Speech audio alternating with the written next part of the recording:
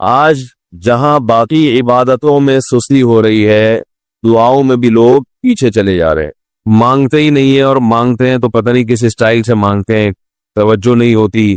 اجتماعی دعاؤں پر زیادہ زور ہے، انفرادی پر زور نہیں ہے۔ کہیں مجمع دعا مانگ رہا ہوتا تو ہاتھ اٹھا کے آمین آمین شروع کر دیں گے، بس ٹھیک ہے، وہ بھی جائز ہے، لیکن دعا میں جو اصل ہے وہ انفرادی ہے۔ دیکھیں، جب آپ کسی سے اپنی حاجت پوری کرنے کے لیے کچھ مانگنے کے لیے جاتے ہیں تو اکثر آپ کی کوشش ہوتی ہے کہ اس سے اکیلے میں ملو۔ اکثر کوشش کیا ہوتی ہے؟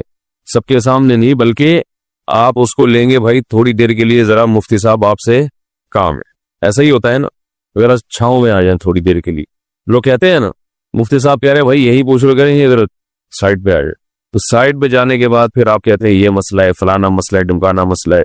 تو سائڈ پہ لے جانے سے بعض دفعہ یہ بھی ہوتا ہے کہ سب کے سامنے آدمی اپنی بات نہیں لانا چاہ رہا ہوتا، اور بعض دفعہ یہ بھی ہوتا ہے کہ میں اپنی بات توجہ کے ساتھ سنا سکوں۔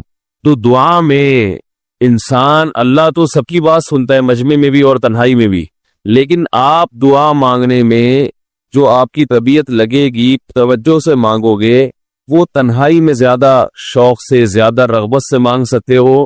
اجتماع میں ایسی رغبت اور ایسی شوق سے انسان دعا نہیں مانگ سکتا، وہ انفرادی دعائیں ہی ختم ہوتی جا رہی ہیں۔ قرآن مجید میں اللہ تعالیٰ نے رمضان کی جو آیتیں ہیں ان آیتوں کے بعد ذکر کیا، وَإِذَا سَأَلَكَ عِبَادِي عَنِّي فَإِنِّي قَرِيب، اے نبی ان سے کہہ دیجئے کہ جب یہ مجھ سے میرے بارے میں پوچھیں تو آپ ان کو بتا دیں کہ میں بہت قریب ہوں تمہارے۔ اجیب دعوت الداعی اذا دعان، جب کوئی پکارنے والا، دعا مانگنے والا مجھ سے دعا مانگے گا تو میں اس کی پکار کا جواب بولے بھائی پکار کا جواب دوں گا۔ پکار کا جواب دینے کا مطلب کیا ہوتا ہے؟ قبول کروں گا اس کی دعا۔ جواب کا یہ مطلب نہیں کہ اچھا میں نے سن لیا، چلو ایک جواب تو یہ بھی ہوتا ہے نا، اچھا آپ چپ ہو جا، ہم کسی کو پکار رہے ہوں اگلا کہتا ہے اچھا بھائی ٹھیک ہے پتہ چل گیا، اب چپ کر کے بیٹھ جاؤ آرام سے۔ تو اللہ تعالیٰ جب جواب دیتے ہیں تو کیا مطلب ہوتا ہے کہ اللہ تعالیٰ وہ دعا قبول کر رہے ہیں۔ ہم دعا کثرت سے مانگتے کیوں نہیں ہے؟ اس کی وجہ یہ ہے کہ ہمارے ذہن میں ایک چیز شیطان نے بٹھا دی ہے کہ مانگو تب بھی ویسے کے ویسے ہی ہے، نہیں مانگو تب بھی ویسے کے ویسے۔ وہ فلاں آدمی تو نہیں مانگتا، وہ تو پھر بھی اس کی تنخواہ اچھی مل رہی ہے، اور میں تو کئی سالوں سے دعائیں مانگ رہا ہوں، اے اللہ میری تنخواہ ڈبل نہیں کر سکتا تو کم از کم 50% ہی بڑھا دے، تو میں تو وہی کا وہی ہوں، میری تنخواہ میں تو کوئی اضافہ ہو نہیں رہا۔ تو ہم تو دیکھتے ہیں کہ ادھر دعا مانگو کچھ بھی نہیں ہو، سوائے ثواب کے کچھ بھی نہیں ملتا۔ یہ وہ چیز ہے جو انسان کو دعاؤں سے روکتی ہے۔ حالانکہ ہم پیغمبروں کی زندگی دیکھتے ہیں تو بات بات پر دعائیں مانگتے تھے، بہت کثرت سے، بہت زیادہ۔ نوح علیہ السلام، اچھا اللہ نے ان کی دعاؤں کو قرآن میں ذکر بھی کیا ہے۔ مناجات مقبولہ ایک دعاؤں کی کتاب ہے۔ حضرت مولانا اشرف علی تھانوی رحمہ اللہ تعالی نے قرآن اور حدیث کی دعاؤں کو ایک چھوٹی سی کتاب میں جمع کر کے ایک ہفتے پہ ڈیوائیڈ کر دی ہے اس کو، کہ آپ روزانہ ان میں سے ایک حصہ پڑھیں گے تو پورا ہفتے میں وہ تقریباً تمام دعائیں کور ہو جائیں گی جو قرآن و سنت میں بیان کی گئی ہیں۔ وہ کتاب ضرور خریدیں، رکھیں اپنے پاس، مناجات مقبولہ کے نام سے۔ تو ہم دعا کیوں نہیں مانگتے؟ مسئلہ ہمارے ساتھ یہ ہے کہ ہم کہتے ہیں کہ جو مانگتا ہے وہ بھی وہیں کا وہیں، اور جو نہیں مانگتا ہے وہ بھی کوئی سرخاب کے پر تو لگ نہیں جاتے کوئی مانگ رہا ہو تو۔ یہ وہ مسئلہ ہے جس کی وجہ سے لوگ دعائیں مانگنے میں بخل سے کام لیتے ہیں، جبکہ پیغمبر کثرت سے دعائیں مانگا کرتے تھے، بہت زیادہ۔ جو پچھلی آسمانی کتابیں ہیں ان میں لکھا ہوا ہے کہ یعقوب علیہ الصلوۃ والسلام اتنی کثرت سے دعائیں مانگا کرتے تھے کہ سجدے میں جا کے کہ ان کے یہ جو گھٹنے ہیں اور سر میں سخت نشان بن چکے تھے، وہ جگہ زمین پہ لگ کے سخت ہو جاتی ہے نا، تو اتنی کثرت سے دعائیں۔ ہم نے جن بزرگوں کے ساتھ ٹوٹا پھوٹا وقت گزارا ان کو دیکھا کہ وہ دعا بہت لمبی لمبی دعائیں مانگا کرتے تھے، بہت لمبی۔ ہمارے شیخ کے سامنے جب کوئی آیا کرتا تھا دعا کے لیے کہتا تو ہاتھ اٹھائے بغیر ویسے ہی اس کو ایک دعا کا جملہ کہہ دیا کرتے تھے۔ اسی نے کہا کہ آپ ہاتھ اٹھا کے اس کے لیے دعا کیوں نہیں مانگتے؟ تو فرماتے تھے کہ جب میں ایک دفعہ ہاتھ اٹھا لیتا ہوں تو پھر اتنی آرام سے نیچے گراتا نہیں، کیونکہ پھر اللہ کے دربار میں اب ہاتھ اٹھا لیے تو پھر تو ایسا ان کا دل لگتا تھا، مانگتے چلے جاتے تھے۔ تو بات یہ ہے کہ جب یہ یقین پیدا ہو جائے کہ جس خالق نے ہمیں پیدا کیا ہے اور جس نے ہمیں مانگنے کا حکم دیا ہے اس کے سامنے جب ہاتھ اٹھا کے گڑ گڑائیں گے تو وہ تھوڑا نہیں دے گا، وہ دعا لازمی قبول کرے گا، اور وہ لازمی ہماری مانگی ہوئی چیزیں ہمیں عطا کرے گا۔ یہ جذبہ اور یہ نیت جب انسان میں پیدا ہو جائے تو پھر اس کا دعاؤں میں دل لگتا ہے۔ کیسے نہیں لگے گا؟ آپ سوچیں کہ آپ کو کوئی بتا دے کہ یہ جو سیٹھ صاحب ہے بہت بڑے، آپ جا کے ان سے مانگو، یہ ٹائم نکال کے بیٹھے ہوئے، جتنا مانگو گے، جو مانگو گے یہ دیں گے، تو اب آپ بتاؤ، آپ یہ کہو گے کہ میرے پاس مانگنے کا ٹائم نہیں ہے؟ ایسے موقع پہ آپ یہ کہو گے؟ آپ جائیں گے اور بسم اللہ کر کے شروع ہو جائیں گے۔ آپ بولیں گے سر یہ مجھے 10 فائلیں چاہیے بحریہ ٹاؤن کی۔ آپ سوچو گے 10 نہیں ملی تو 9 تو مل جائے گی۔ سر مجھے یہ بھی چاہیے، مجھے یہ بھی چاہیے، مجھے یہ بھی چاہیے، اور آپ کو یقین ہو کہ یہ دے رہا ہے، تو آپ کبھی بھی کنجوسی سے کام نہیں لو۔ پھر آپ یہ نہیں کرو گے کہ آپ مانگتے ہوئے جو ہے نا، اس سے آپ جب مانگ رہے ہو تو آپ کی کبھی ادھر دیکھ رہے ہو، کبھی ادھر دیکھ رہے ہو، کبھی ناک میں انگلی گھما رہے ہو، کبھی سر میں کھجا رہے ہو۔ کوئی آ کے اس دوران آپ کو چھیڑے گا تو آپ کہو گے یہاں سے دفع ہو جاؤ، یہ میں کام کر رہا ہوں۔ وہ ایک بندہ سخاوت جوش میں آیا ہوا ہے ابھی، اور فائلیں بحریہ ٹاؤن کی فری میں بانٹ رہا ہے۔ اس نے کہا بھائی جتنی مانگو گے دے دوں گا، اور جو مانگو گے دے دوں گا، تو ابھی تو میرے پاس ٹائم کم ہے، مقابلہ بہت سخت ہے۔ اور پھر اس میں آپ کو الفاظ بھی خود بخود آ جائیں گے، کس طرح سے سمجھانا ہے، مختلف طریقوں سے آپ بات کو گھماؤ گے۔ سر پلیز آپ بات کو سمجھا کریں، میں آپ کے پاس آیا ہوں، آپ کو پتا ہے میں ادھر بھی جا سکتا تھا، وہ وسیم کباڑیہ کا بزنس بھی آج کل بہت چل رہا ہے، میرے پرانے اچھے تعلقات ہیں، لیکن مجھے پتا تھا کہ آپ ہیں، آپ جیسا سیٹ تو کوئی ہے ہی نہیں، اور ہر مشکل میں آپ نے میری مدد کی ہے۔ جو الفاظ بھی اس کی سخاوت کو ابھارنے والے ہوں گے وہ تمام آپ اس موقع پر اس کے اوپر انڈیل دو گے، پورا دیگچہ بھر کے اس کے اوپر ڈال دو گے آپ۔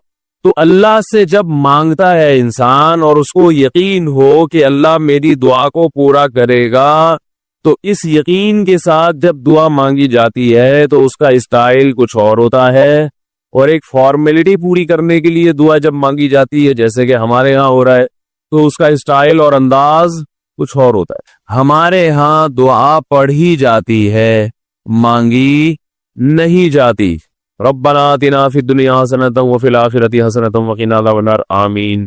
اور کہ ربنا ظلمنا انفسنا وان لم تغفر لنا وترحمنا لنکونن من الخاسرین، آمین۔ یہ دعا مانگی جا رہی ہے یا پڑھی جا رہی ہے؟ تو پڑھی جا رہی ہے، آمین بھی پڑھا جا رہا ہے اس پہ۔ تو اللہ نے ہمیں یہ نہیں کہا کہ اقرؤوا الدعاء عند ربکم، اپنے رب کے سامنے دعائیں پڑھا کرو۔ اللہ نے کہا ادعوا، مانگو، پکارو، مانگو اس سے۔